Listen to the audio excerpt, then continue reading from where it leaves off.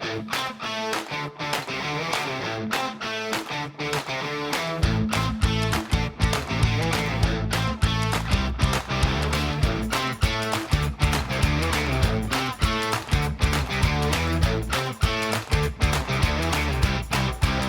we're here at MicroAge Connect, right?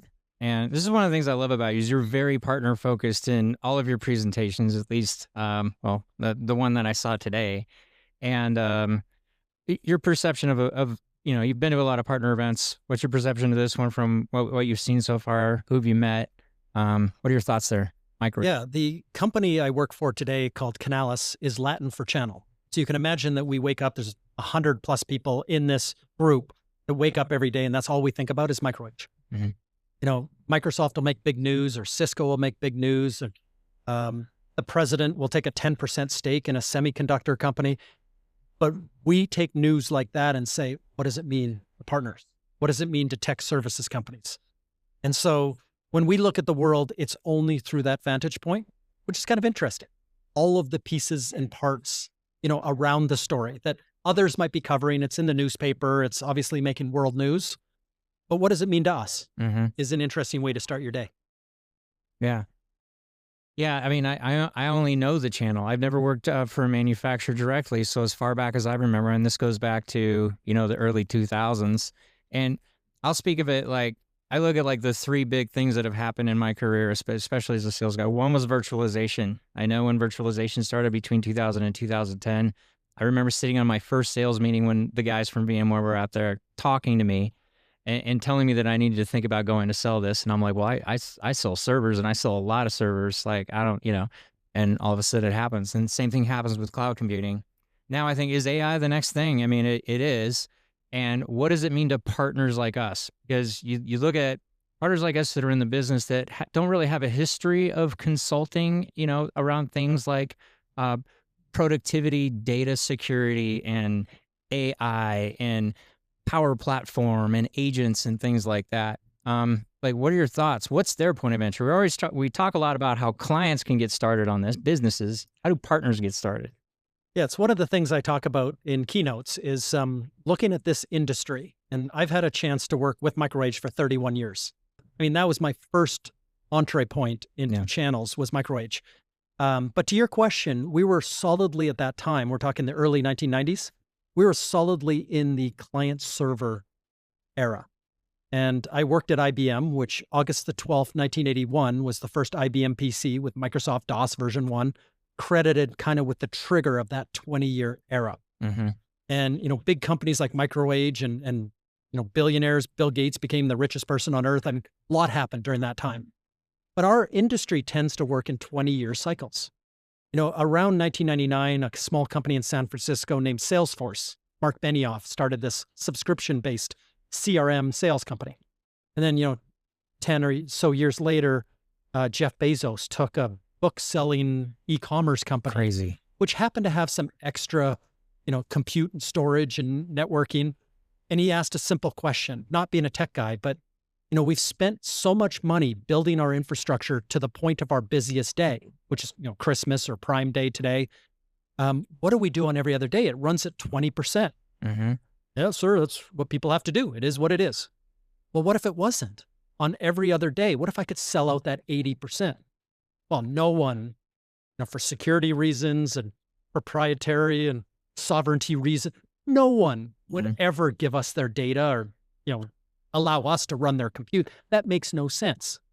And sometimes, to people that aren't in tech, or some of the best entrepreneurs ever are the people that don't exactly understand how dumb the question they're asking is, and obviously created a massive, now the hyperscalers will be $400 billion this year.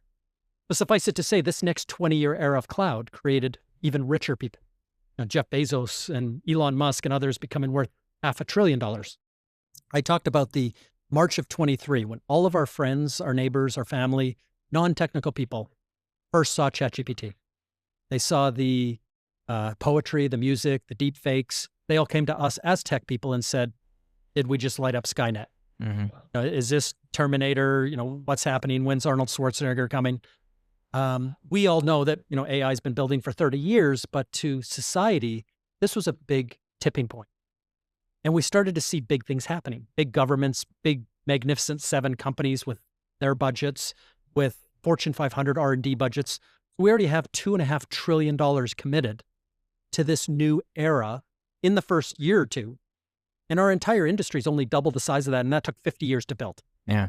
We just see, NVIDIA pops to be the most valuable company in the world. And you just start to see everything turn upside down. You're in this new 20-year era that's now going to create trillionaires. And there's a handful of trillionaires. A couple of them we know, a couple of them we don't know. They're going to be created over this next 10 years of the first 20-year era. And it's just so exciting to everybody that's in this industry to go through. Like, what if you could have gone through 1981 and you met a young Steve Jobs or Bill Gates? What if you could have gone through 1999 and met Mark Benioff or Jeff Bezos or others? What would you do? Well, today, no DeLorean is needed. You're here. So, what you would have done with what you know today back in those eras, well, let's go do today.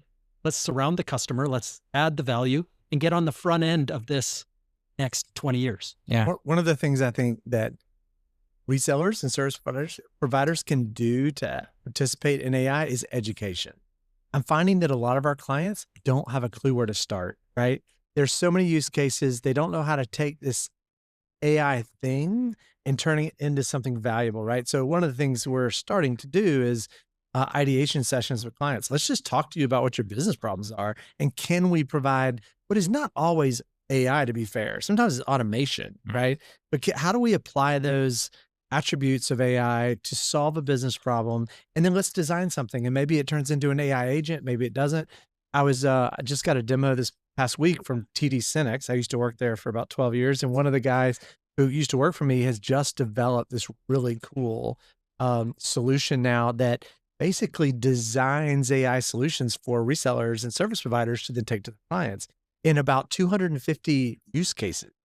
And it's all using these fancy prompts, and it lays out a whole workflow, trying to make it practical for MicroAge and our competitors to bring something tangible to a client and start playing with it, right? To figure out, is this valuable? Is it not? Let's just have the conversation. You got to be in the game. Yeah. I want to get back to your comment on AWS, because you threw up a really interesting slide today on Google, and you talked about Google and their go forward strategies to be very partner focused. 100%. AWS was the king for the longest time. Now Microsoft has lapsed them, and you contributed that to has lapped them. You contribute that to the partner focus that they've had. Our CTO, Tim McCall, today announced today, we're getting in the AWS game. We've been focusing on building a partner program. It's not perceived as partner friendly. And I think by comparison to somebody like a Microsoft, now Google's going all in on the partners focus. As big as AWS is, do they care, and should they start changing their perspective on how they focus on partners? Yeah, there's a simple truth in our entire industry. When you look at every customer and you look at every opportunity that every company has in our industry, the simple truth is that the average customer trusts 7 partners. And these aren't competitive partners. These are people like accountants, like digital agencies, obviously ISVs, system integrators. There's a lot of people. It's a team sport. But if I look at every single deal and start thinking about the moments, there's 28 definable, measurable moments before a customer makes a decision. Mm-hmm. And if I'm any company, whether it's AWS at the top or I'm a cybersecurity startup in Israel at the bottom, I'm starting to look at these moments and say, I'm not seeing these moments and I'm not winning most of these moments. So when you're educating a client, that's a partner helping that client think about AI. And when that customer starts moving down the same, I want to hire some consulting help from MicroAge. I want to go do some design and architecture work. We need to do some configure price quoting work to build this 7-layer stack. These are the moments. And what most vendors will find is they're lucky if they're involved in any of those moments. So the biggest risk going forward, again, for AWS or anyone, is losing a deal without ever knowing there was a deal. If the 7 partners, if 2, 3, 4 of them are not saying nice things about you at every stage, it could be an ebook, a podcast like this one, it could be that consulting gig, wherever it is. The fact of the matter is the future is all in how your customers influenced at every one of these moments, mostly digital nowadays, but that's win or lose in this industry. And I think most companies now at the board level, at the CEO level, totally get why they need a better, deeper relationship with MicroAge and with other, top partners in the world. Yeah. Any comments? Anything you want to? No, I agree with him. First of all, we've got to be in the game. I think there's going to be technology opportunities here as well for the resellers and service providers as we figure out which vendors are investing in AI. We can then partner up with them and surround services around the technology that they're embedding in their products. A lot of AI in the future, I think, is just going to be part of everything we use. It's not that AI has to be its own thing, like we think about with ChatGPT and a prompt, but it's going to be embedded in the cybersecurity technologies we use, in the IT data infrastructure management solutions we use, network management solutions, and the industry is just going to start adopting this stuff, and it will make us more efficient at our jobs, which brings a lot of value if it lets us get back to doing the core parts of our business that are important. Yeah. There's a critical thing, I think, for all the listeners is looking at the buyer. We come from a history of, if you're selling servers, storage, networking, infrastructure, there's a structure of buyer at our customers, CIOs, CTOs, CDOs. As you start to sell cybersecurity, it pretty much rolls up through a CISO and, how all that takes place. So selling all these other things, have had a process for 44 years now. AI, one of the things that make it different is every single person, both inside our companies as well as our clients, have a chance to become superhuman, get augmented by this technology. So every role, every department, every line of business is having these depth of conversations. And over the past, a technology services company, may not have spoken to the CMO as much as, they would have otherwise. But in many medium and mid-market sized customers, the CMO spends more money on technology than the CIO. Yeah. So having these AI conversations now is not just walking into your CIO or CISO type buyers. It's making sure that that VP of marketing or CMO, the head of sales, the head of operations, the head of finance, the head of HR, that we're having these conversations, because that's where most of the agentic opportunity is going to be. And most of the platforms that they choose will be the platforms that they've already invested in. An HR person might use Workday or Dayforce. A CX person might use ServiceNow. A salesperson might use Salesforce or Dynamics or HubSpot. Marketing might use Eloqua, Marketo, Pardot, HubSpot. So these bigger platform winners are probably where they're going to set their targets on agentic. They're not going to bring in some new company with 5 people in a garage to rethink every role in their department. They're going to lean on the tech stack that they've been building for decades. Yeah. And it's the role of MicroAge to engage in these conversations, be a contributing member of the team that can be thinking about compliance and governance, be thinking about hallucinations, be thinking about how this connects from marketing to sales to CX, how it connects to product. You're bringing in that bigger vision with skills that you're adding to this buyer that they wouldn't have had yesterday. Yeah. So this question's for both of you. And this is another thing you said today that I'm just like, I can't believe I've never thought of this before. So I'm a career sales guy, right? I do other things for MicroAge now, but originally started as a sales guy. You look at the channel sales rep, right? Works for a reseller, he works for a VAR, works for a services provider, works a lot through the channel. You talked about margin versus multiplier today. And I was like, wow. I mean, I have always been margin focused, always cared about margin. How do you train a sales force to go from that mentality of margin into that multiplier mentality? What do you do? What do you dangle in front of them, as an organization to entice them to go down that road? Or what do you need? What needs to happen for those building blocks to occur? Yeah, so you got to invest in the non-transactional moments that customers value. So again, if you look visually at a customer's journey and, stared at the moments before the sale, as they're thinking about building their stack and solving their problem and creating a great outcome, keeping themselves employed. I mean, as you're going through all that, it's 28 measurable moments. In the past, I go back, in the years of my career, we could never measure any of that. We had no visibility into any of that. Mm-hmm. So all we could do, I sold laptops for 17 years. All we could do is pay MicroAge at the point of sale. And when we paid you a margin, and you knew that margin from the 1980s was like 40%, then it went to 30, 20, 10. And now if you make, anywhere north of single digits in a hardware deal, nowadays. So in that margin was this assumption that MicroAge did a bunch of great marketing, did great consulting, did great design, and hoping that MicroAge sticks around so that that customer buys my laptop again in 3 years when it's refresh cycle. Mm-hmm. So there's this pretty large, probably too large of assumption today, because we know that some partners might come in at the 11th hour on an RFP, price it at a nickel less. And the reason they can come in at a nickel less is they didn't invest in any of that.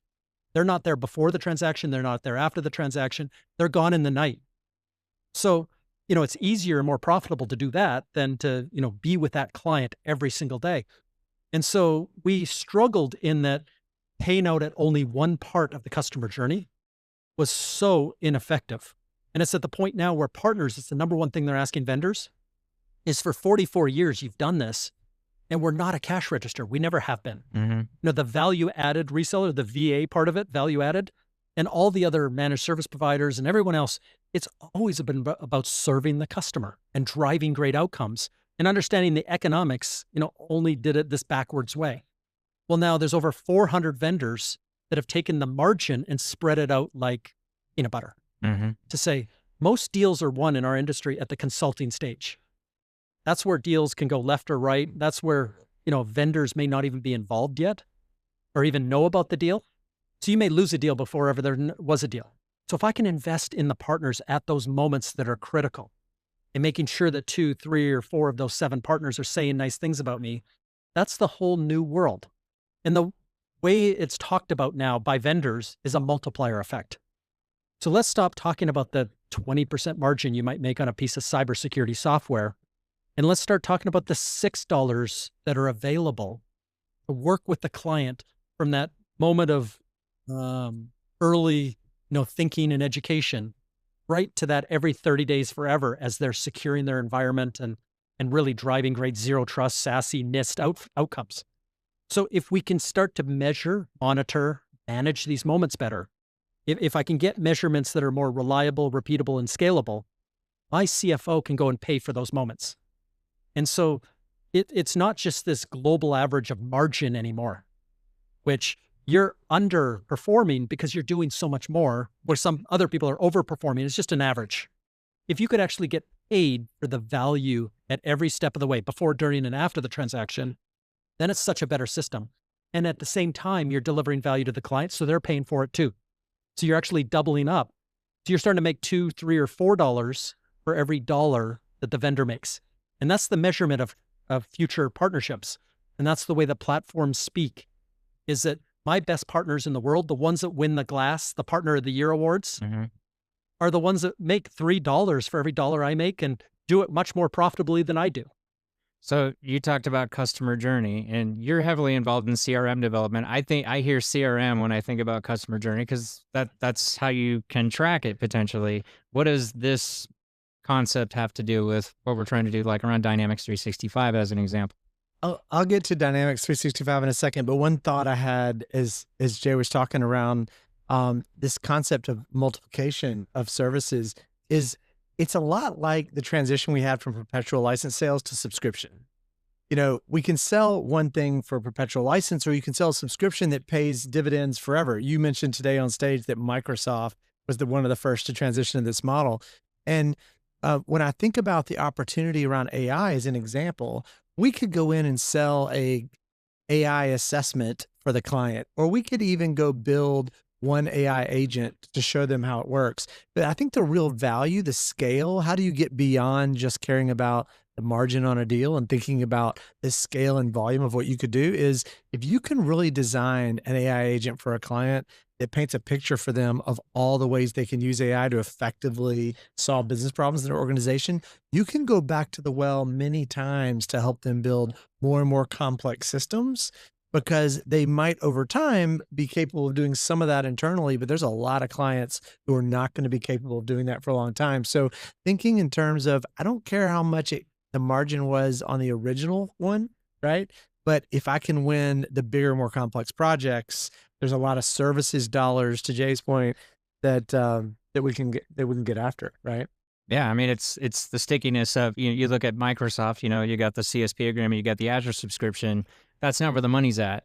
It's your jumping off point, right? To glean that margin that we're talking about. You talked about CRM for us. Yeah. As MicroAge, we are trying to roll out a more sophisticated CRM capability that can take advantage of artificial intelligence and automation in a way we haven't done as well before in the past. And so I think there's a ton of opportunity there for us to help our sales team be much more effective, which pays dividends for us in terms of letting reps spend more time being sales reps and talking to clients, telling stories, as you and I were talking about earlier today, instead of doing some of the more mundane parts of the job. If we can use AI to write emails, or let's say that I pull up Outlook and I start typing my client's email address, and then on the right-hand side, it pops up a window that then shows you the last 3 quotes you've done for that client and the last 2 deals you closed. So you have instant context to how you do your job. Now I don't need to go look that stuff up. The email I write is going to be a little more efficient. I have AI take a quick read through my email and improve it. And now I can more quickly get to a phone call to call one of my clients and build a relationship. Well, let me give you a piece of advice on CRM from a MicroAge perspective. And one of the fastest growing kind of areas of innovation right now is, what if you could share your CRM among all the major vendors that you work with? And I don't mean sharing to give out your customer list, and they're definitely not giving you their customer list. But there are double-blind technologies today, like names like Crossbeam or PartnerTap. And what they actually do is provide a double-blind system that says, in these 28 moments, as a customer is walking through kind of that phase of education, learning, into consulting and stuff, what if a number of people can be sharing these moments? So somebody like MicroAge or AWS or a Cisco or an IBM or somebody says, hey, they came to my website. Somebody else says, well, they read my ebook on this. Well, they listened to this podcast on that. Well, they came to our event at Black Hat 2 weeks ago. All of a sudden, 4 of the first 10 moments. And it's only the people sharing within those moments. How do we work together to work through the next moments? How do we go as MicroAge win that consulting engagement, that assessment that you mentioned, or a design work or architecture work, configuration work? But, if we could win 3 or 4 or 5 different engagements, now we're making money from the client as we get them closer to the purchase. And we're doing this sharing at scale. And this is where AI steps in, because there can't be a human tracking, billions of clicks and engagements and opens. But I want this matching to be done to make sure I don't lose any deals without ever knowing there was a deal, or knowing that one of maybe a simple MQL, like an ebook read, was actually something much more heavy when you start comparing to the other things they're doing, knowing they're about to spend a couple $1 million. And this is this technology angle where, it's a leap of faith, but you're sharing in a double-blind way. So no customer data ever gets seen, but you definitely want to be in these matching algorithms. And this is where marketplaces are going to go. This is where all the hyperscalers are going. This is where all platforms are going, is that I want to play technically in these new worlds. And my CRM strategy has to up level in the next 18 months, more so than maybe the last 20 years. Really fascinating you say that, because we are literally right now looking at Crossbeam with a couple of particular vendors that we're looking at how we can leverage it better together. So we're having that discussion internally, literally right now. I used that technology. I ran global channels for a identity-based ISV before this role. And we use that technology for the exact same purpose, to better connect with our resellers and share context so that we could figure out how to go to market. Yes. Think about the ecosystem. Now, it's not just the hyperscalers or big SaaS platforms. Now, you think of the Snowflakes and Datadogs and Databricks. You think about everybody in that solution, all sharing. Now you think about distribution, which you brought up, TD SYNNEX, Ingram, Arrow, X8, everybody's in there too. Like, what if there's this huge ecosystem of sharing, and all we're doing, we're all focused on customer outcome. We want to delight the customer. We want to get them to that outcome that, like you said, that they're going to keep renewing with us, upselling, enriching with us. And we've got a customer for life. And everybody's delighted. So this all comes back to a world where we need to really define who we're going to market with, and making sure that when it's not our ebook, but their ebook, it's the same as ours, because we're not buying that from Google or Facebook anymore. We have to get it through sharing. Yep. So you guys are both cyber guys. And we'll talk. I don't want to talk about the channel for this next question. Just, this is something that's been kind of sticking with me all year. I listened to a podcast at the beginning of this year, and it was from NIST, right? And they released their AI adoption framework, and I haven't heard anything about it. There's not a lot, so the first question I have really, when it comes to NIST, like, how we doing, right? As far as a framework adoption is concerned across businesses, let's just talk mid-market. Are we doing well? Is it growing, right? And if the answer is yes, where is the AI adoption framework fitting into that now, right? Because I haven't heard a single conversation about it. I haven't heard a podcast about it since. So, and there's all this talk about AI, but there's really nothing in place for businesses there's something there that they can go align with, right? But it's not really getting talked about. What's the gap? We're still early for the AI framework, right? NIST did a great job coming out with a lot of recommendations about how companies should think about structuring an AI strategy. How would you secure AI? But we're still in the phase where a lot of clients are just trying to figure out, what does AI mean to me? Like, how do you even build an AI agent? What's the difference in agentic AI and AI agents? And so I think we're just a little early on that particular framework.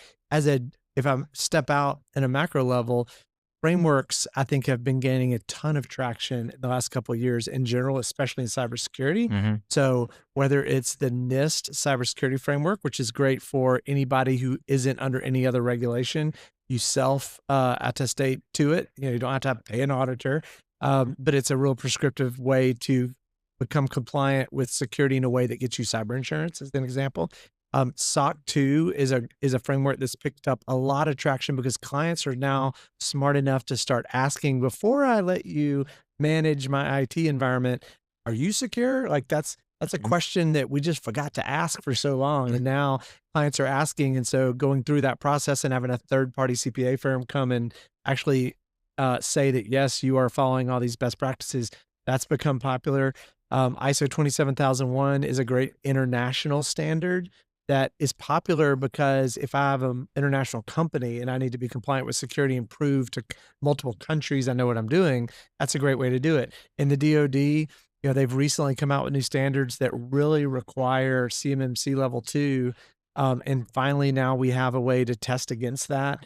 So I think that cybersecurity frameworks have really come together just in the last few years to be super relevant. I think insurance companies have pushed that a lot because now they're starting to follow a lot of the best practices from these frameworks, require companies to think about answering hundreds of questions now to get cyber insurance. And these frameworks help you pose the questions any. Yeah, I'll speak on frameworks because it's very correlated, by the way, to size of customer. For example, SMB, when you go and survey all of small, medium business, only 22% of them have ever heard or could explain what a zero trust or SASE model is. But when you go into large enterprise and you start thinking agentic AI, now you're multiplying the access, and it's not front door access. It's side door agents, it's back door agents. And this assumption that every agent, could be evil, and how that is in a zero trust environment. You start thinking about your infrastructure in SASE, and you start to think again about side doors and back door. It's happening now at a level of scale and will continue to grow because guess what? The number one criteria of the new buyer is integrations. So the level of integrations are growing exponentially. The challenge in security is creating a framework that will protect that. But again, as you move into SMB and NIST and ISO, and you mentioned these other models, like SOC 2 is a great example of it infiltrated the supply chain. So as every product in every industry becomes smarter and gets hooked up to the internet or, gets a large language model shoved into it, there becomes a different RFP in every industry. So before I buy your John Deere tractor and it wants to connect to my home network, I want it to be SOC 2 compliant. Before I buy a Kohler generator and it's managed through the internet and everything, I want it to be. But they're finding that in their own supply chains. Business to business, the $115 trillion world economy, has many of these frameworks, ISOs and SOC 2s, built into their go-to-market. So that's what's happening. Interesting. But as you're approaching a small flower shop versus the biggest bank, it's a completely different framework conversation. very enlightening for me to learn about. Alex, you have any closing words? No, I also appreciate Jay coming and talking. I've been following you for many years. I read a lot of your content. I've made a lot of decisions in various businesses through the years based on a lot of your data. So really appreciate you being here with us today. Well, thank you so much. This was fun. Yeah, cool deal. Thanks, guys.